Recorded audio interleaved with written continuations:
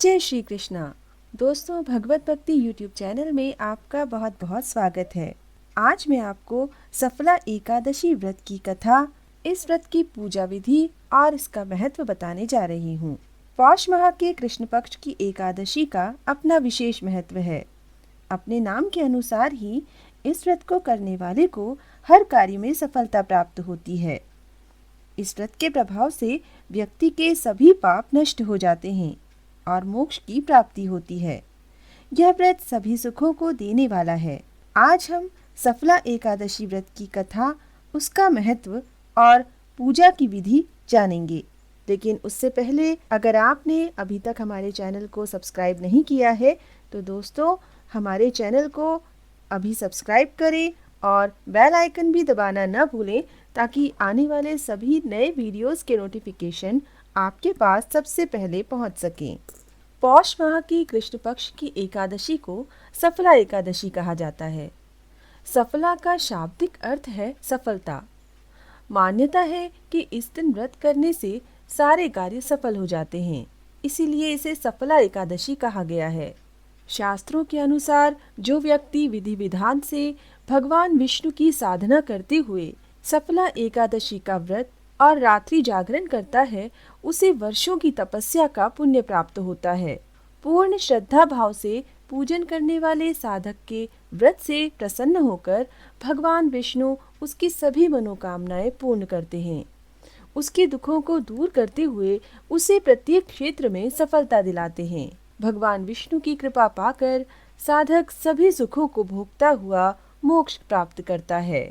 भगवान श्री कृष्ण ने स्वयं इस व्रत के विषय में कहा है कि जिस प्रकार नागों में शेषनाग, पक्षियों में गरुड़, सभी ग्रहों में चंद्रमा, यज्ञों में अश्वमेध और देवताओं में भगवान विष्णु श्रेष्ठ हैं, उसी तरह सब व्रतों में एकादशी सर्वश्रेष्ठ है।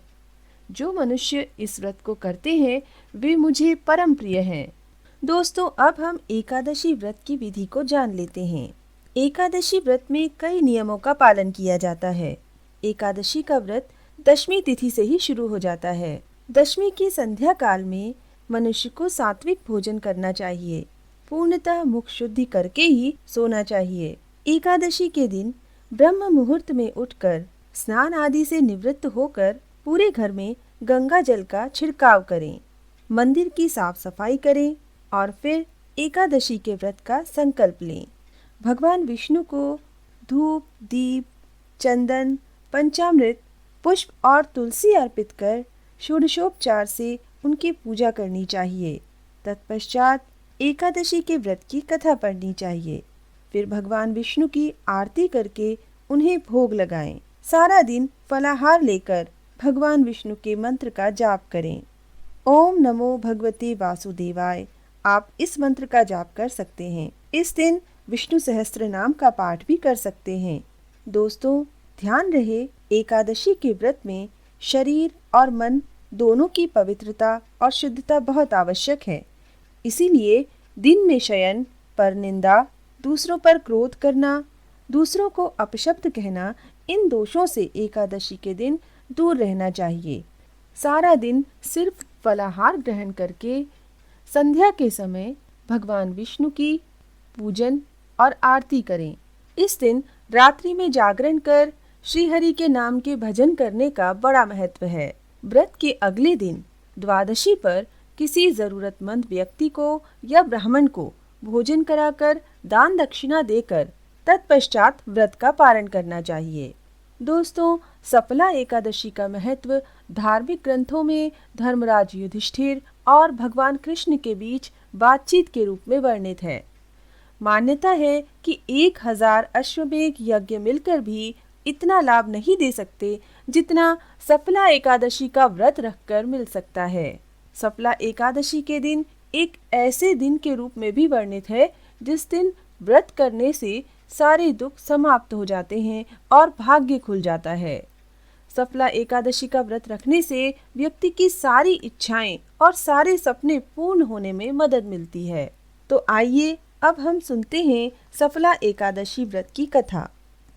बोलिए भगवान विष्णु की जय, माता लक्ष्मी की जय। युधिष्ठिर बोले, पौष कृष्ण पक्ष में कौन सी एकादशी होती है, उसका क्या नाम है, क्या विधि है और किस देवता का पूजन होता है?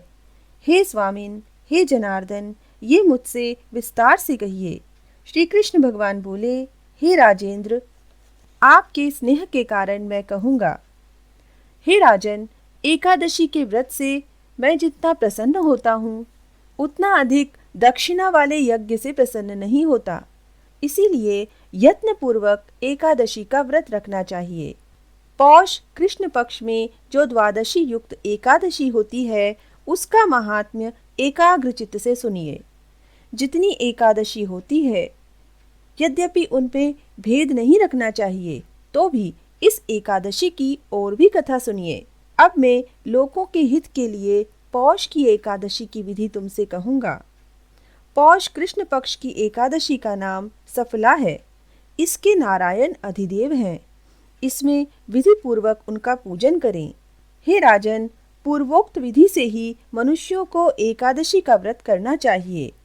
ऋतु के अनुसार फल फूल तथा धूप दीप इत्यादि का पूजन करना चाहिए।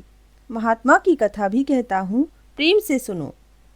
चंपावती नगरी में एक माहिष्यमान नाम का राजा राज्य करता था। उसके 4 पुत्र थे। बड़े पुत्र का नाम लुम्पक था। वह बड़ा दुराचारी था।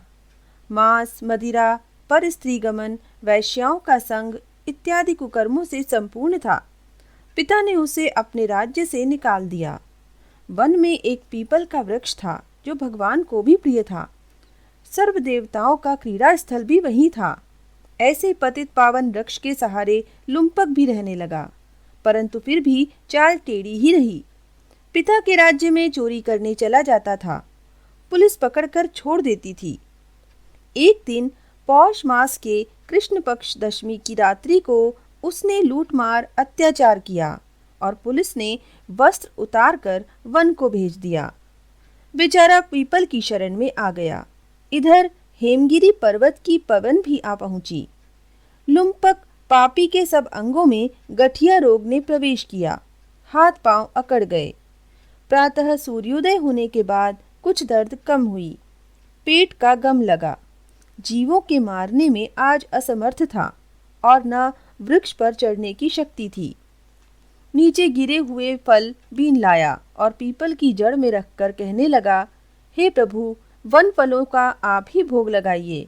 अब मैं भूख हड़ताल करके शरीर को छोड़ दूंगा। मेरे इस कष्ट भरे जीवन से मृत्यु भली है। ऐसा कहकर प्रभु के ध्यान में मग्न हो गया। रात्रि भर नींद न आई। भजन कीर्तन प्रार्थना करता रहा, परंतु प्रभु ने उन फलों का भोग लगाया। प्रातःकाल हुआ तो एक दिव्य अश्व आकाश से उतरकर उसके सामने प्रकट हुआ और आकाशवाणी द्वारा नारायण जी कहने लगे, तुमने अनजाने में सफला एकादशी का व्रत किया। उसके प्रभाव से तेरे समस्त पाप नष्ट हो गए। अग्नि को जानकर या अनजाने हाथ लगाने से हाथ जल जाते हैं, वैसे ही एकादशी भूल कर रखने से भी अपना प्रभाव दिखाती है। अब तुम इस घोड़े पर सवार होकर पिता के पास जाओ, राज मिल जाएगा। सफला एकादशी सर्व कार्य सफल करने वाली है। प्रभु की आज्ञा से पिता लुम्पक के पास आया। पिता ने उसको राजगद्दी पर बिठाकर आप वन में तप करने चला गया। उसने बहुत वर्षों तक राज्य किया। एकादशी के दिन वह भगवान की भक्ति में लीन रहने लगा। भगवान की कृपा से सुंदर स्त्रियां आईं और सुंदर पुत्र हुए। फिर वृद्धावस्था प्राप्त होने पर पुत्र को राजगद्दी देकर मन को स्थिर करके विष्णु की भक्ति में तत्पर होकर वन को चला गया। अपनी आत्मा को वश में करके कृष्ण के समीप वैकुंठ लोक में चला गया, जहाँ जाने से चिंता नहीं रहती। इस प्रकार जो सफला एकादशी का व्रत करते हैं, वे इस लोक में यश लेकर निसंदेह मोक्ष को प्राप्त करेंगे। हे विशांपते, सफला के महात्म्य को सुनने के लिए मनुष्य राजसूय यज्ञ का फल पाकर स्वर्गलोक में निवास करता है। बोलो भगवान विष्णु की जय, माता लक्ष्मी की जय। जय श्री कृष्ण।